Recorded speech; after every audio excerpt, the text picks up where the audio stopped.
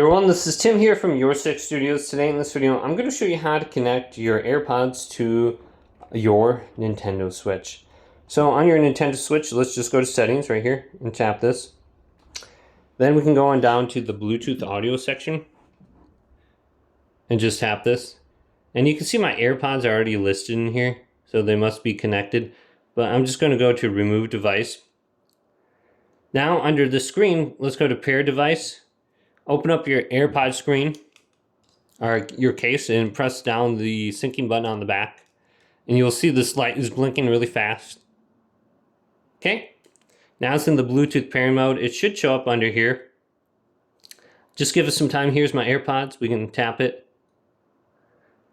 And it should be connected now to my Nintendo Switch. So there it is. I can start using now. Hopefully this video did indeed help you out.